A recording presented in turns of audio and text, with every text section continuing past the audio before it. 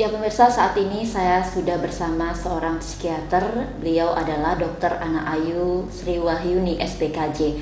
Dan dokter bisa dijelaskan bagaimana dokter melihat adanya kasus-kasus kekerasan anak di Bali yang terjadi belakangan ini, dok? Apakah itu pelaku cenderung mengalami masalah psikologis atau mungkin ada faktor lain, dok? Oke. Faktor-faktor yang menyebabkan seseorang melakukan kekerasan kepada seorang anak banyak sekali yang mempengaruhi.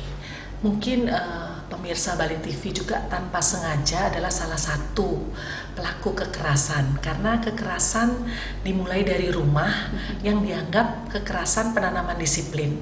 Secara tidak langsung kita sering membentak, berbicara kasar, terus mencubit, kadang-kadang menampar gitu ya, atau memukul bokong. Kita katakan itu sesuatu yang penegakan disiplin. Ternyata itu kan masuk dalam klausul kekerasan. Kalau kita lihat dari undang-undang maupun dari ilmu kedokteran jiwa, kekerasan itu kan dibagi dengan kekerasan fisik, kekerasan mental, emosional, dan kekerasan seksual, serta penelantaran. Ya, melakukan pembiaran terhadap hak anak, misalnya dia harus makan, harus sekolah, harus berpakaian yang normal, yang wajar. Kita tidak memberikan yang utuh dan menyuruh dia bekerja pun sudah termasuk kekerasan. Jadi apakah orang tua itu mengalami gangguan mental? Saya kira kita tidak bisa dengan mudah seperti itu menyatakan seseorang mengalami gangguan mental, karena pola asuh yang didapat ketika dia dulu dibesarkan akan mempengaruhi penegakan disiplin yang di zaman dahulu itu dinyatakan bukan suatu kekerasan, tetapi saat ini sudah masuk dalam kriteria suatu kekerasan yang terjadi, terutama karena anak ini adalah mendapat perlindungan khusus di bawah umur 18 tahun. Jadi sejak dalam kandungan, ketika kita ingin melakukan pengguguran saja, itu sudah termasuk kekerasan yang luar biasa.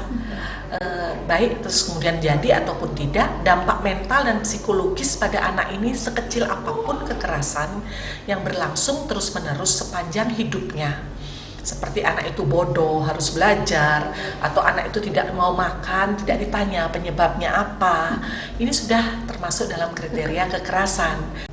Kekerasan itu dalam tanda petik gitu ya, tergantung kita lihat apakah gitu itu dalam undang-undang itu masuk dalam kekerasan, dan pelaku yang utama dan pertama kekerasan itu dari rumah dan orang-orang dekat di sekitarnya, orang-orang yang mempunyai kuasa asuh. Ya, seandainya anak itu harus dititipkan di institusi, itu juga mungkin menjadi pelaku kekerasan yang tanpa disadari bahwa itu suatu kekerasan. Ini yang masyarakat harus pahami.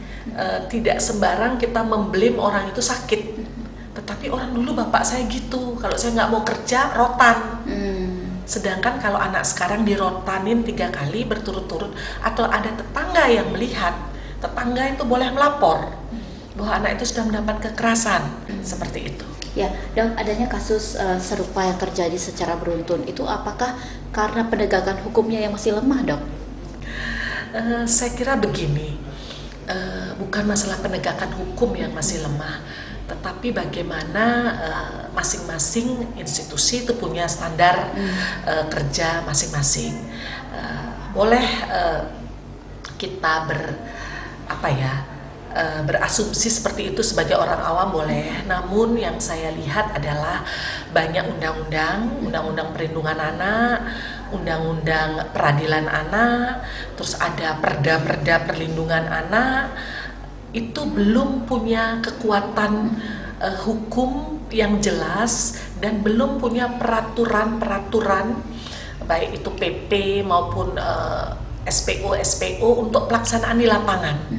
Sehingga selama ini banyak sekali sebenarnya kalau kita detail baca undang-undang itu, banyak sekali orang tua yang bisa diajukan, dilaporkan ke polisi atau ke LSM perlindungan perempuan dan anak, karena kita tidak menyusui pun salah.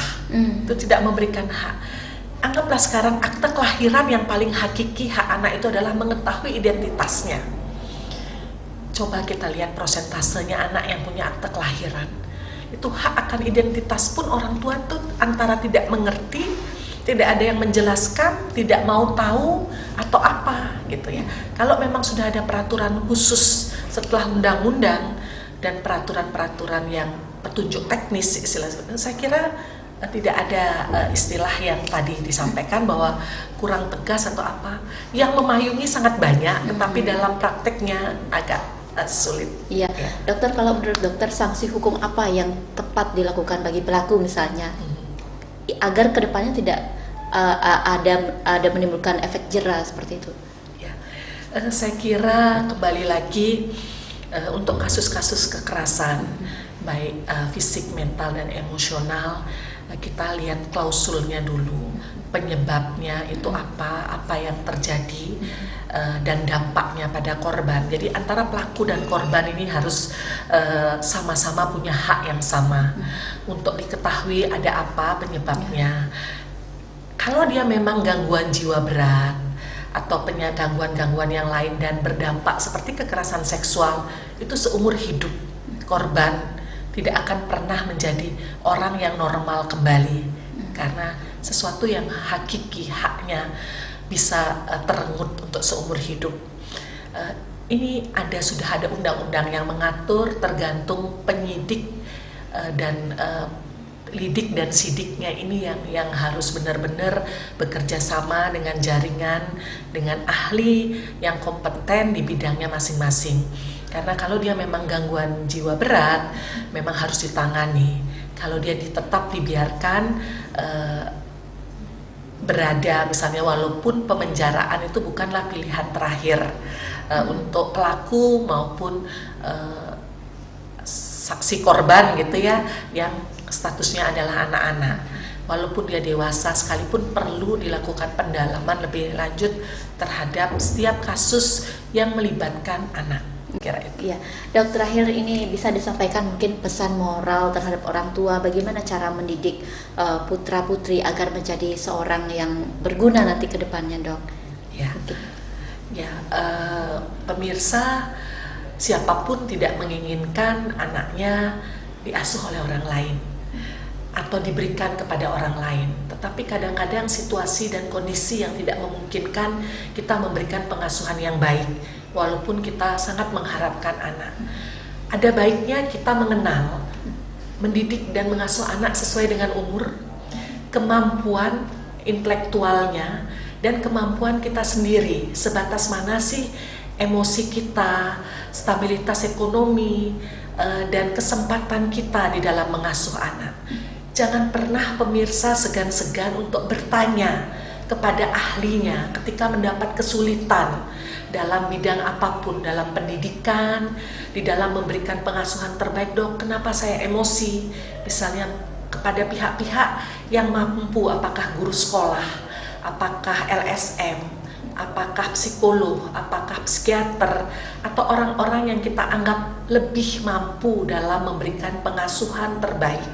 Bukan pemberian fasilitas, tapi pemberian hak-hak dasar anak, kasih sayang dan perhatian, sehingga kekerasan itu terhindar sejak anak itu dalam kandungan sampai nanti umur 18 tahun, sehingga dia siap menjadi anak yang berguna bagi keluarga, nusa dan bangsa.